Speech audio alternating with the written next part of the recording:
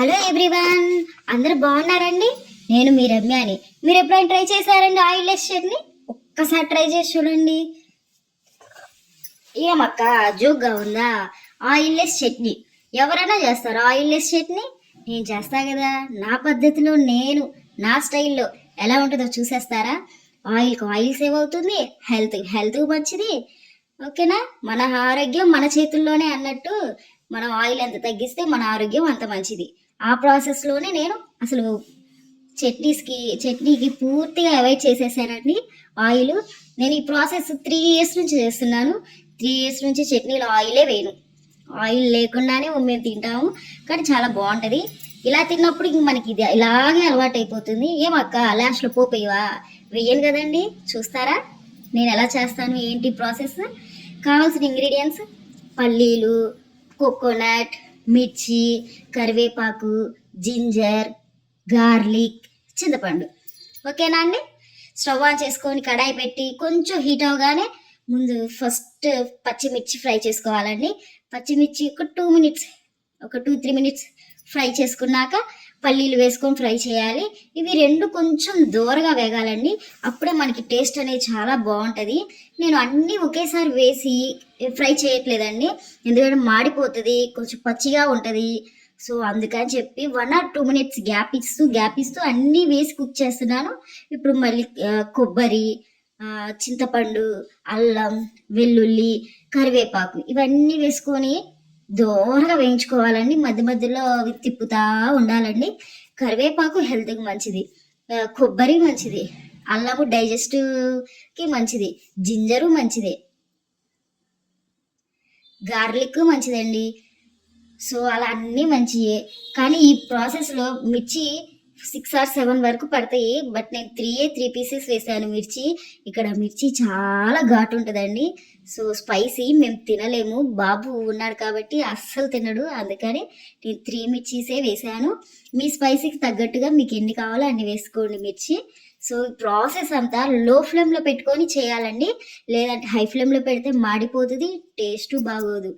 So నేను ఎప్పుడు లో ఫ్లేమ్లోనే పెట్టి కుక్ చేస్తాను. లో ఫ్లేమ్లో పడడం వల్ల మనకి బెనిఫిట్స్ ఉన్నాయండి. ఒకటి, గ్యాస్ వేస్ట్ అవ్వదు. రెండవది, మనం ఇంకో ఏదైనా వర్క్ చేసుకుంటా ఇది మర్చిపోయినా ఇది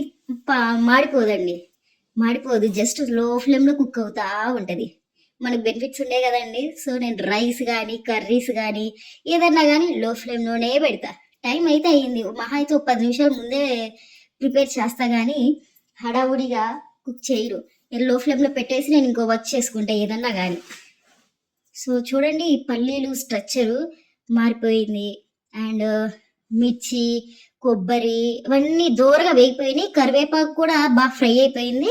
సో ఇలాంటప్పుడు మనం స్టవ్ ఆఫ్ చేసుకొని చల్లార్చుకోవాలండి. ఇవన్నీ చల్లారబెట్టుకొని మిక్సీ పెట్టుకోవాలి. వేడివేడిగా ఉన్నప్పుడు మిక్సీ వేస్తే ఏంటంటే మన చేతులు కాలుతాయి. సో అందుకని కొంచెంసేపు గ్యాప్ ఇచ్చేసి మళ్ళీ నేను మిక్సీ వేసాను. నేను చిన్న జారే ఎక్కువ యూజ్ చేస్తానండి, పెద్దది వాడను. చిన్న జార్లో ఎందుకు వాడతాను అంటే బాగా స్మూత్గా వస్తుంది. దీంట్లో టూ టైమ్స్ వేస్తాను. అదే సింగిల్ 1 టైంలో పెద్దదానికి వేయొచ్చు, బట్ నాకు అంత టేస్ట్ అనిపించదు. బరకగా అండ్ కొంచెం పలుకుగా తగులుతూ ఉంటుంది. ఇది అనుకోండి చిన్న జార్లో మెత్తగా స్మూత్గా వస్తుంది. సో నేను దీనికే ప్రిఫర్ చేస్తాను ఎక్కువగా, చాలా టేస్ట్ బాగుంటుందండి. ఇది ఇలా మిక్సీ పట్టేసినాక ఇంక నేనేం పోపు వేయనండి, తాలింపు అదేం వేయను. జస్ట్ కొంచెం వాటర్ వేసేసి సాల్ట్ వేసేసి మేము ఇంకా తినేసేస్తాము. 2 days స్టోర్ అవుతుందండి. ఇది అస్సలు పచ్చివాసన రాదు, చాలా బాగుంటుంది. ఒకసారి ట్రై చేయండి. ఈ ప్రాసెస్ నేను 3 years నుంచి చేస్తున్నా అని చెప్పా కదండి. మేము ఇదే వాడతాము, ఇప్పటికి కూడా మేము ఇదే వాడతామండి. చాలా బాగుంటుంది. అండ్ నా ఫస్ట్ వీడియో కోకోనట్ షెల్ నుంచి కోకోనట్ రిమూవ్ చేయడం అనేది చూపించా కదా, దానికి చాలా మంచి రెస్పాన్స్ వచ్చింది. దాని వాయిస్ కూడా చాలా బాగుంది అన్నారు. థ్యాంక్ యూ సో మచ్ అండి. నాకు సపోర్ట్ చేస్తున్న ప్రతి ఒక్కరికి, వీడియో చూస్తున్న ప్రతి ఒక్కరికి థ్యాంక్ యూ సో మచ్. చాలా చాలా లైక్స్, చాలా కామెంట్స్ కూడా చాలా బాగుంది అక్క, నీ వాయిస్ చాలా బాగుంది అని చెప్పారు. థ్యాంక్ యూ అండి. నీ వాయిసే కాదక్క అంటున్నారు, అది నా వాయిసేనండి. సో చాలా thank you so much. And నేను కోకోనట్ని ఆ షెల్ నుంచి రిమూవ్ చేసిన కోకోనట్ని చట్నీకి వేసా. అండ్ ఆ షెల్ని ఏం చేస్తాను అనేది నెక్స్ట్ వీడియోలో మీకు ఖచ్చితంగా చూపిస్తాను. అండ్ ఏం చేస్తాను అనేది మీకు తెలిస్తే కింద కామెంట్ చేయండి ఈ వీడియో కింద. డెఫినెట్గా గెస్ చేయగలుగుతారా లేదా అనేది నాకు ఒక అనుభవం అనేది వస్తుంది కదా. ఆ షెల్ని ఏం చేస్తారు, ఒక్కొక్కరు ఒక్కోలా వాడతారు. ఇప్పుడు దాన్ని డెకరేషన్కి వాడతారు. అండ్ ఒక్కొక్కరు ఒక్కో వే ఆఫ్ థింకింగ్ ఉంటుందండి. అందరూ ఒకేలా ఆలోచిస్తారని ఉండదు కదా. సో ఆ షెల్ని నేనేం చేస్తాను అనేది మీరు కింద కామెంట్ చేయండి. నా గెస్ కరెక్ట్ అయితే